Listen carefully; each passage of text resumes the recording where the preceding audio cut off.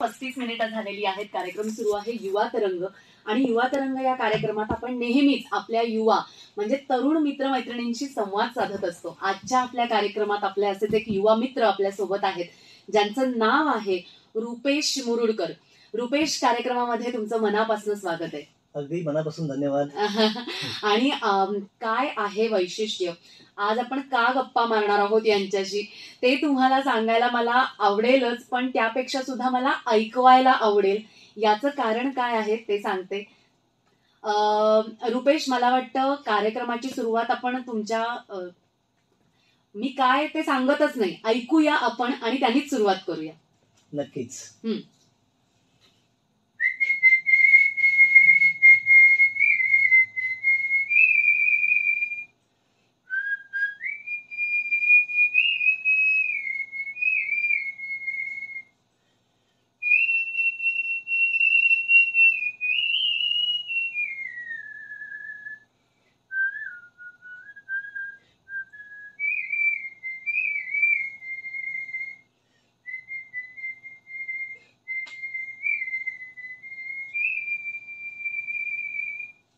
क्या बात है. सगळ्या श्रोत्यांकडनं आणि आमच्याकडनं तुम्हाला जोरदार टाळ्या. रुपेश ग्रेट. रुपेशची ओळख हीच आहे की ते प्रसिद्ध शिट्टी वादक आहेत.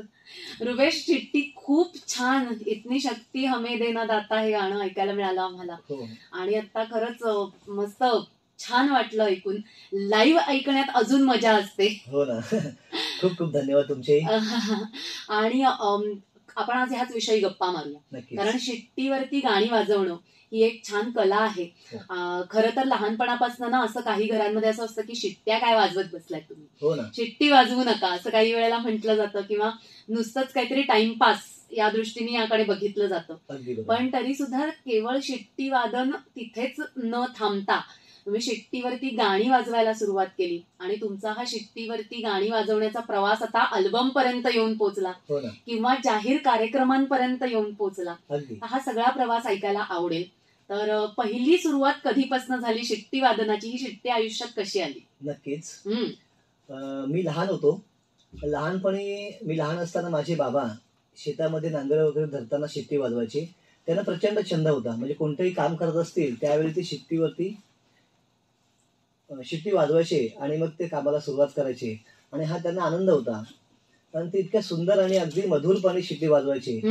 मी ते लहानपणी ऐकायचो, मला फार आनंद वाटायचा की आणि ती कला आपसुकच माझ्यामध्ये भिनली गेली. आणि खरं तर ही वडिलोपार्जित कला आहे असं म्हटलं तर चालेल. अरे वा, किती छान. हो ना. आणि मग ही सुरुवात केली. नंतर मी पण वाजवायला सुरुवात केली. बाबांची ही कला होती, माझ्यापर्यंत आली. हळूहळू मी शिट्टी वाजवायला सुरुवात केली. नंतर मग अगदी बालवाडीपासून, बालवाडीला असताना सुद्धा मी शिट्टी वाजवली. अरे वा, खूप लहानपणापासून ह्या गोष्टी जमायला लागल्या तुम्हाला. हो ना, बरोबर. आणि शाळेत तर बापरे, अक्षरशः शिक्षकांपासून सगळ्यांचाच राग असायचा, तक्रारी असायच्या. मी म्हंटल तसं की शिट्टी वाजवणं हा थोडासा टाइमपास अशा, किंवा फार काही छान गोष्ट आहे असं तेव्हा समजतही नव्हतं आपल्याला, आणि ते मानलंही जात नव्हतं. कोणी म्हणायचे साप येतो म्हणून, साप येतो, अशा अनेक अंधश्रद्धा सुद्धा. हो, अगदी अगदी अगदी. पण नंतर लहानपणी बालवाडीपासून ते नंतर शाळेमध्ये असताना, किंवा नंतर मी हॉस्टेलला गेलो तिकडे संगमेश्वर मध्ये शिकायला. तिकडे गेलो, तिकडेही शिट्टी वाजवायचो. संगमेश्वर नंतर दापोलीमध्ये शिकायला आलो, नवभारत छात्रालयामध्ये. तिथे माझा मुलांचा ग्रुप असायचा. तिथेही शिट्टीची झलक अतिशय सगळ्यांना आवडायची. मग नंतर ही आवडायला लागली शिट्टी, सगळ्यांना आवडायची. शाळेमध्ये एजी हायस्कूल दापोलीमध्ये शिकायला होतो. मी आता तेच विचारणार होते की लहानपण कुठे गेलं तुमचं? हे लहानपण तुम्ही म्हणताय की वडील शेतात काम करायचे वगैरे, तर लहानपण कुठे होतात तुम्ही? मी माझं खरं तर मी दापोली तालुक्यामधील, जिल्हा रत्नागिरी मधलं दापोली तालुक्यामधलं येळणे हे माझं गाव आहे. अगदी निसर्गरम्य असे ठिकाण आहे. त्या गावात मी जन्माला आलो. शेतकरी कुटुंबात जन्माला आलो. अगदी परिस्थिती हालाकीची होती, आणि ह्या हालाकीच्या परिस्थितीमध्ये आमचं संपूर्ण हे चाललं होतं व्यवस्थित. परिस्थिती जरी हालाकीची असली तरी आम्ही त्यावेळेला सगळे कार्यक्रम म्हणा किंवा सगळ्या गोष्टी रितसरपणे चालत होत्या. आणि हे सगळं असताना माझे बाबा सुद्धा कलाकारच होते. आणि ही कला, बाबांची कला माझ्यापर्यंत आली. हळूहळू हे शाळेतलं शिक्षण घेताना मुळात मी सुद्धा गाई गुरं राखायचो शाळेत. मला बऱ्याच वेळा बासरी वाजवताना किंवा शिटी वाजवताना लोक म्हणायचे हा कृष्णाच आहे. तर ते हे सगळं करत असताना हळूहळू सवय झाली मला पण शिट्टीची. आणि ती इतकी सवय झाली की त्या शिट्टीशिवाय राहूच शकत नाही. म्हाताऱ्या लोकांचे किंवा वयोवृद्ध लोकांच्या शिव्या सुद्धा ऐकायचो. हा मुलगा उन्हाळ आहे. बरोबर आहे, असं काही वेळेला होऊ शकतं. हो ना हो ना हो ना. अभ्यासात हुशार होतोच पण याच्यामध्ये उन्हाळ आहे असं सिद्ध झालं होतं त्यावेळेला. बरोबर. नंतर मग मी 7वी पर्यंत माझ्या येणे गावात शिकलो, प्राथमिक शाळेमध्ये, जिल्हा परिषदेच्या. त्यानंतर मी संगमेश्वरला गेलो. संगमेश्वरला गुरुकुल वसतिगृह कोळंबी वसतिगृहात शिकलो. अच्छा. हो. शिक्षण माझं बऱ्यापैकी हॉस्टेलला झालेलं आहे. तिथे सुद्धा तिथे जोशी मास्तर होते. जोशी मास्तरांना सुद्धा ही कला माझी माहिती होती. तेही कौतुक करायची. त्यानंतर मग दापोलीमध्ये AGI स्कूलला आलो. तिथे नवभारत छात्रालयात शिकायचं हॉस्टेल होतं तिथे. शिंदे सर होते, त्यांनाही आवडायची शिट्टी माझी, विद्यार्थ्यांना आवडायची, मित्रांना आवडायची. मग हा जो प्रवास आहे लहानपणापासूनचा हा असाच चालू राहिला. पण त्यावेळेला प्लॅटफॉर्म आहे शिट्टीला हे कधी माहित नव्हतं. बरोबर. किंवा ही कला आहे की आपण गातोय म्हणून ठीक आहे, आपण वाजवतोय म्हणून ठीक आहे, पण ही कला आहे हे तिथपर्यंत वाटत नव्हतं. बरोबर. मी शिट्टी वाजवतोय, माझ्या मित्रांना प्रचंड आवडायची, कुणाला दुःखाची गाणी आवडायची, कुणाला आनंदाची गाणी आवडायची, कोण प्रेमरसिक होते. अशी जी वेगवेगळ्या प्रकारची गाणी आहेत ना ती आम्हालाही ऐकायला नक्की आवडतील. त्यामुळे पुन्हा एक गाण्याची फरमाईश तर होणार आहेच शिट्टीवरचं गाणं. पण मला आता तेच विचारायचं होतं की थोडासा ओरडा बसला, कोणी उन्हाळ म्हटलं, एकीकडे अभ्यास सुरू होता, हे सगळं सुरू असताना सुद्धा कौतुक पण तितकंच झालं. मित्र असतील तुझे की मित्रांनी भरपूर कौतुक केलं आणि खास करून हॉस्टेलमध्ये राहिल्यानंतर तर मित्रांचा ग्रुप जमणं आणि मग तेव्हा त्याच्यात वेगवेगळे असे कार्यक्रम ज्या स्वतःच्या कला आहेत त्याचं सादरीकरण तेव्हा ग्रुपमध्ये नक्कीच होत होतं. त्यामुळे मग तेव्हा हळूहळू त्याचं थोड्याशा ओरड्याचं रूपांतर हळूहळू कौतुकात होत गेलं. मग तिथल्या सरांना सुद्धा आवडायला लागलं असं तू सांगितलंस. तर त्यातून तुझी वाट तुला कशी मिळाली? पहिला कार्यक्रम म्हणालास तसं की कला आहे ही आणि ती सादर करता येऊ शकते हे कधीतरी एकाच टर्निंग पॉइंट म्हणतो तसं कळलं. नक्कीच. तर तो असा पहिला जाहीर कार्यक्रम कसा कुठे सादर करता आला? मी गावाला सुद्धा शिट्टी वाजवायचो, कार्यक्रम कधी केले नव्हते. मुंबईला आलो, मुंबईला कॉलेजला राहिलो. नंतर मी कॉलेजला सुद्धा वाजवायचो. आणि 2016ला पुराणिक मॅडम आहेत, स्मिता पुराणिक, रोटरी क्लबच्या त्या मॅडम आहेत, त्यांनी मला पहिला ब्रेक दिला. 2016 मध्ये मी शिट्टी वादन केलं आणि त्यांचा ज्या रोटरी क्लब कला दर्पण फेस्टिवल त्या शिट्टीने इतकं गाजवलं, प्रचंड, म्हणजे लोकांनी त्याला खूप दाद दिली. आणि त्याच्यानंतर प्रत्येक वर्षी मी कला दर्पण फेस्टिवलला एक शिट्टी वादक म्हणून वाजवत असतो, वेगवेगळ्या व्हरायटीच्या शिट्टी वाजवत असतो. अरे वा. तुमचं सगळ्यात आवडतं गाणं कोणतं आहे शिट्टीवर वाजवायचं? खरं तर गारवा माझं फार आवडतं गाणं. हो, वा वा वा. गारवा म्हणजे अगदी सगळ्यांचं अगदी मनापासून फेवरेट गाणं आहे. आधी शिट्टीवर ऐकूया आणि मग आपण गाणं सुद्धा ऐकूया. नक्कीच. आणि बऱ्याच ठिकाणी गेल्यानंतर ही फरमाईश असते आणि नक्कीच तुमची फरमाईश मी पूर्ण करेन. वा वा. आमची फरमाईश आहेच ती, त्यामुळे गारवा आम्हाला ऐकायला अगदी आवडेल. नक्कीच.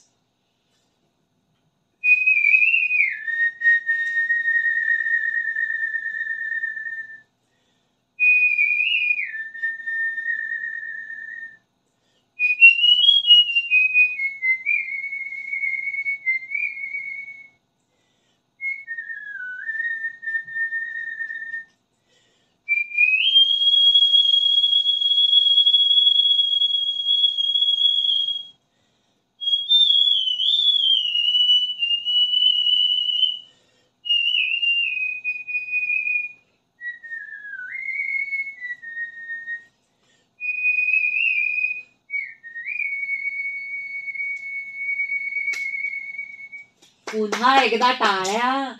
जबरदस्त. हे गाणं मस्त. आणि का फरमाईश होते या गाण्याची ते कळलं आता मला, की एवढं मस्त तुम्ही परफेक्ट शिट्टीवरती हे गाणं वाजलं. मला वाटतं रुपेश गप्पा अशा मारतो आहोतच आपण, पण आपला कार्यक्रम असा असतो ना की आपण FM गोल्ड वरती कार्यक्रम करतोय, त्यामुळे आपल्या गप्पांबरोबर गाणी सुद्धा सगळ्या श्रोत्यांना ऐकायची असतात. आणि गारवाचा उल्लेख झाला आणि गारवा ऐकलं नाही असं शक्यच नाही. गाणं ऐकूया आणि लगेच आपण कार्यक्रमात अशाच गप्पा मारूया. श्रोते हो, 11:44 मिनिटं झालेली आहेत आणि कार्यक्रम सुरू आहे युवा तरंग. आज युवा तरंग या कार्यक्रमात आपण गप्पा मारतोय रुपेश मुरुडकर यांच्याशी आणि ते आहेत शिट्टी वादक. शिट्टीवरती गाणी वाजवणं, सुंदर सुंदर गाणी वाजवणं, याविषयी आपण त्यांच्याशी गप्पा मारणार आहोत. या गाण्यानंतर अशाच सुरू राहणार आहेत गप्पा. कारवा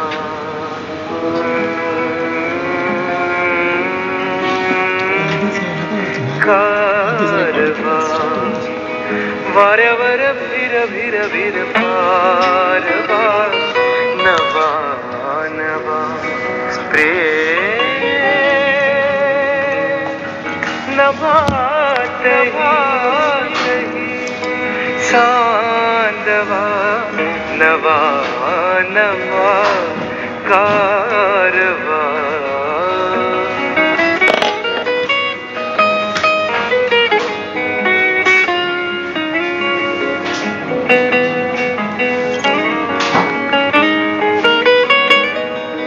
गवतात गाणे झुलते कधीचे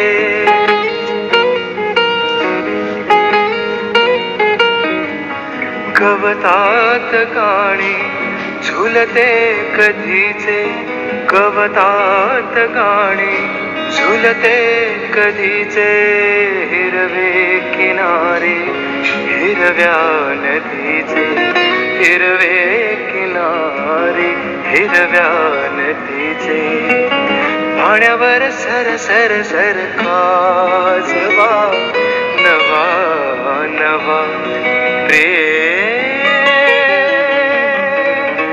मना मना ताजवा नवा नवा कारवा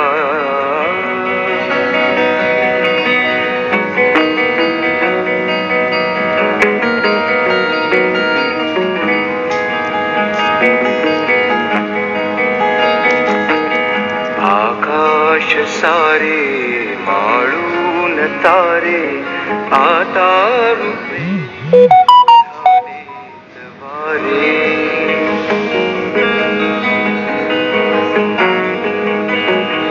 आकाश सारे माळून तारे आता रूपे झालेत वारे अंगवर थर थर थर नाचवा नवा नवा प्रेम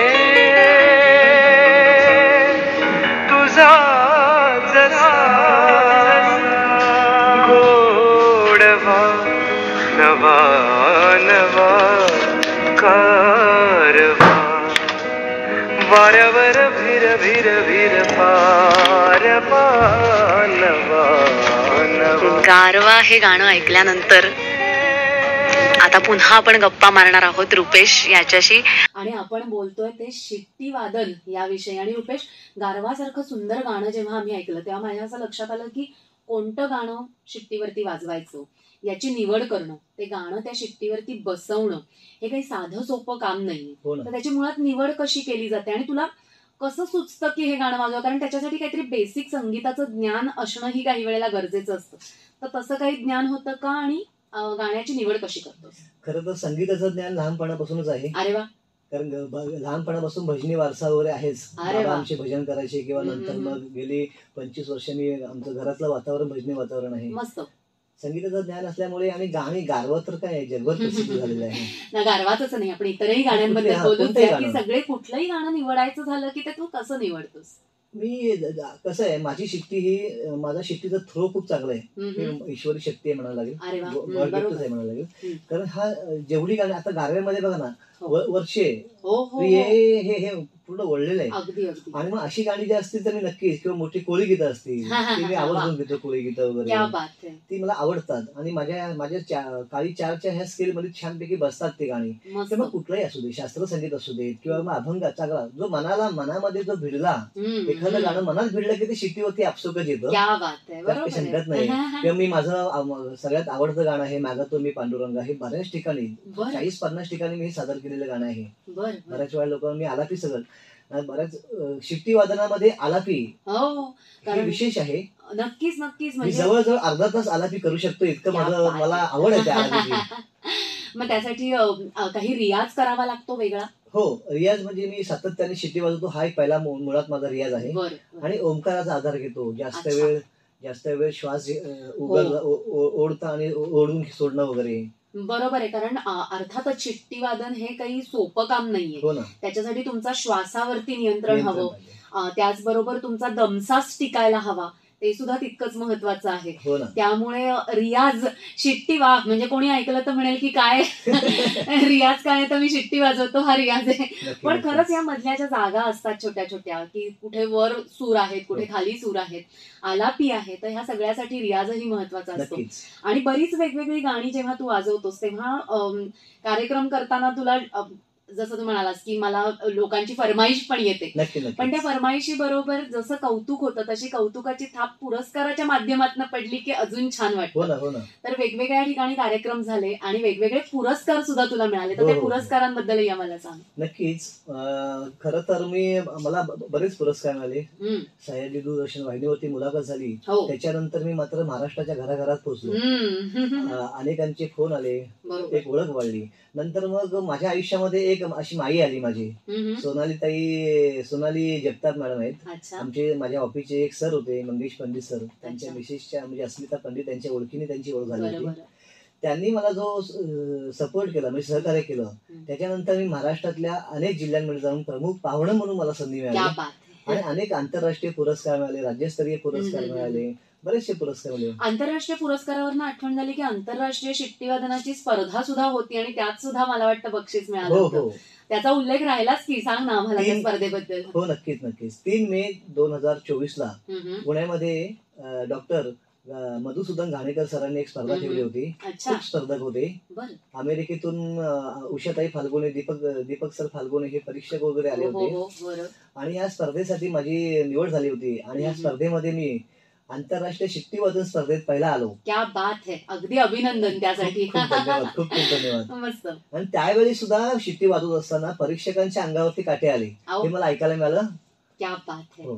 पण मला ह्याच्यापासून एक विचारायचंय की माईकचं तंत्र मग शिकायला लागलं काही त्यासाठी वेगळं? कारण शिट्टी म्हणजे आपण तोंडातून हवा बाहेर पडते, मग बोलताना किंवा गाताना सुद्धा काही वेळेला ब्लास्ट होतो. अगदी. तर शिट्टी वादनाच्या वेळेला कसं काय हे तंत्र? खरं म्हणजे भीतीच असते. जर माईक चांगला नसेल तर तुम्ही कितीही शिट्टी चांगली वाजवली, कारण ते फुंक मारण्याचा आवाज येतो तिकडे. बरोबर. मग ते आम्हाला त्याची आधी काळजी घ्यावी लागते, ते त्यावेळी व्यवस्थित करावं लागतं सगळं. माईक सेटिंग करावी लागते. सेटिंग केल्याशिवाय नाही, आधी लोकांना शिट्टी मारून दाखवावी लागते. बरोबर. नंतर मग मी सुरुवात करतो. बरोबर. म्हणजे आधी माईकचं तंत्र सुद्धा सांभाळावं लागतं, ते शिकून घ्यावं लागतं. आपण कुठे कार्यक्रम करतोय त्यावेळेला ते सुद्धा बघावं लागत असेल. अगदी. शिट्टी वादनाची सुरुवात शाळेपासून झाली, मग कॉलेजमध्ये ते वाढलं थोडंसं वेळ, एक कला म्हणून त्याच्याकडे बघायला सुरुवात झाली आणि मग पुरस्कार मिळाले, स्पर्धा झाल्या आणि अल्बम पर्यंत येऊन पोहोचलात. तर अल्बम बद्दलही आम्हाला ऐकायला आवडेल. माझी बरीचशी अल्बम आहेत, युट्यूबला रुपेश मरुडकर या नावाने आहेत. त्याच्यामध्ये ए मेरे वतन के लोगो हा अल्बम मी रेकॉर्ड केलेला आहे. वसईच्या किल्ल्यात जाऊन त्याचं शूटिंग केलेलं आहे आणि अतिशय सुंदर आहे. पण माझं दुर्दैव असं आहे की लता दीदी त्यावेळेला आजारी वगैरे होत्या, त्यांना भेटू शकलो नाही. कारण आणि बऱ्याचशा लोकांना सांगितलं की लता दीदी नंतर जर ओरिजिनल म्युझिक म्हणून जर गायला असेल तर रुपेश तुझं गायलं. खूप लोकांचं कौतुक आलं आणि ह्या अल्बम मुळे मला सह्याद्रीपर्यंत पोहोचता आलं. गारवा आहे, मागतो मी पांडुरंग आहे, अनेक विठ्ठलाची अभंग आहेत. वा, खूपच छान. आणि ह्या सगळ्याच्या बरोबरीने तुम्ही वादन सुद्धा करता. एक कोकणातलं खास तुमचं एक वादनाचं पथक आहे, तर एक वेगळंच नाव आहे त्याला. तर ते काय तुम्ही वादन करता, काय कशा प्रकारे तो तुमचा समूह आहे, त्याबद्दलही आम्हाला सांगा ना. नक्कीच. कोकणातली पारंपरिक कला आहे, म्हणजे रत्नागिरी जिल्ह्यात चिपळूणच्या अलीकडे आणि रायगड बऱ्यापैकी संपूर्णच तिकडे खालूबाजा आणि कोकणात ते प्रसिद्ध आहे, प्रचंड प्रसिद्ध आहे. लग्नामध्ये दहीहंडी असू दे, कोणतंही शुभ कार्य असू दे, त्या शुभ कार्याला खालूबाजाशिवाय सुरुवात होतच नाही. आणि ही कला आम्ही मुंबईमध्ये जोपासलेली आहे. 2000 साली वर्सोवा कोळीवाडा या गावातून जोपासलेली आहे. आणि ही कला जोपासत असताना सुरुवातीला बरेचसे प्रसंग आले, अनेक प्रसंग आले, पण कोळी बांधवांनी खऱ्या अर्थाने आम्हाला इथपर्यंत आणलं. आणि हा खालूबाजा इतका प्रसिद्ध झाला की लालबागच्या राजापासनं की मोठमोठ्या मिरवणुका म्हणा किंवा मंत्रालय, विधान भवन, राजभवन अशा शासकीय सगळ्या ठिकाणी. आणि दुसरी गोष्ट म्हणजे अटल सेतूला 60 कलाकार लावले होते आम्ही. बरं. एक मुख्यमंत्री एकनाथजी शिंदे यांच्या कार्यक्रमाला 4 वेळा मी गेलो होतो आम्ही. म्हणजे एक प्रसिद्धी मिळाली. आणि खालूबाजामध्ये नृत्य हा एक वेगळा प्रकार मी सुरुवात केली. म्हणजे पूर्ण महाराष्ट्रामध्ये खालूबाजामध्ये नृत्य करणारा हे एकमेव आमचं पथक आहे. अरे वा. पण मग खालूबाजामध्ये वेगवेगळी कुठची वाद्य वाजवली जातात आणि मग त्याच्यात नृत्य ऍड केलं गेलं, म्हणजे काय नक्की असतं हा प्रकार? बरोबर. खालूबाजामध्ये एकतर प्रामुख्याने सनई असते, जे माझे भाऊ वाजवतात, संदेश मुरुडकर. मी ढोल वादक आहे, मी ढोल क्या बात है. म्हणजे ही जोडी संदेश मुरुडकर आणि रुपेश मुरुडकर हे दोघे भाऊ आम्ही 2000 सालापासून जवळजवळ 25 वर्ष चालू आहे. वा. सातत्याने आमची जोडी टिकून राहिलेली आहे. क्या बात है. आणि टिमकी असते आणि एक आवाज थोडासा भरीव निघावा म्हणून ताशा वापरतो. हे झाला एक सेट झाला. मग तुम्ही अनेक सेट लावू शकता. अच्छा अच्छा. आणि मुंबईमध्ये ही कला आतापर्यंत टिकवण्यामध्ये आम्हाला यश आलं. परमेश्वराने म्हणा की मायबाप रसिक प्रेक्षकांचे आशीर्वाद म्हणा, सगळ्यांमुळे आम्ही इथपर्यंत टिकलो गेलो. असंच सुरू राहील आणि ते का नाही राहणार, कारण आपल्याकडे उत्सव आहेत, अनेक अशा पारंपरिक गोष्टींना खूप महत्वही आता हळूहळू मिळायला लागलेलं आहे आणि लोकांना ते आवडत आहे. ते असंच पुढे सुरू राहील याची खात्री आहे. कार्यक्रमामध्ये आपण ना, आपल्याकडे वेळ थोडा असतो गप्पा मारायला, तर जाता जाता मला असं विचारायचंय की तुम्ही आता नोकरी सुद्धा करता आणि नोकरी करत असून सुद्धा आता हे सगळं तुमचं वादन, ही तुमची कला कशी काय तुम्हाला जोपासायला वेळ मिळतो?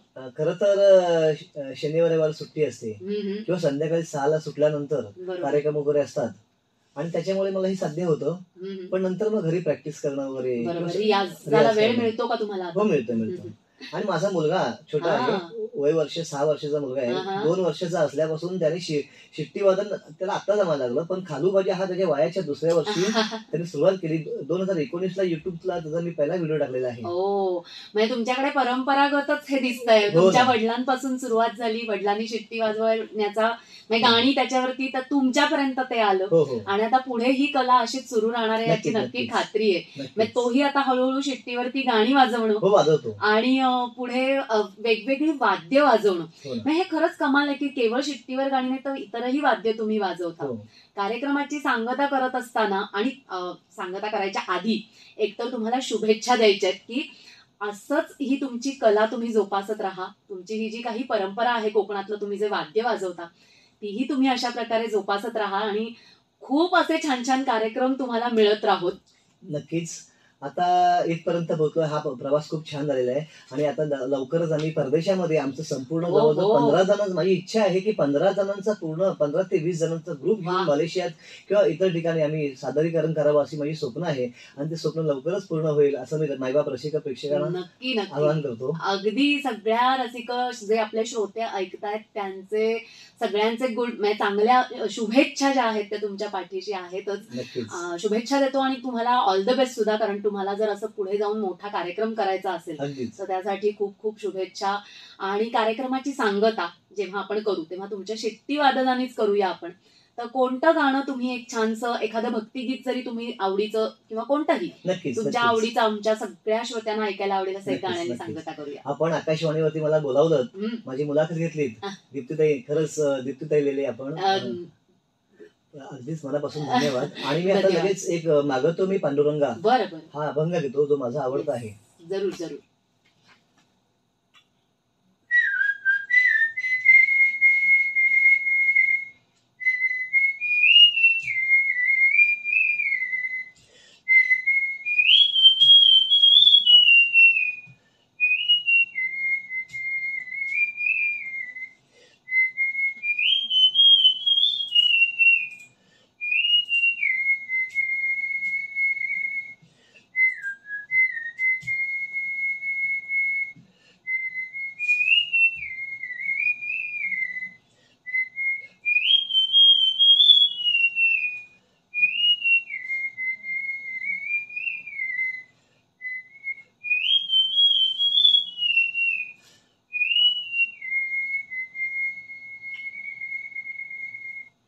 खूप सुंदर, खूप सुंदर. आजच्या कार्यक्रमात याच्यासारख्या म्हणजे अशी सांगता होऊच शकत नाही, याच्यापेक्षा दुसरी चांगली.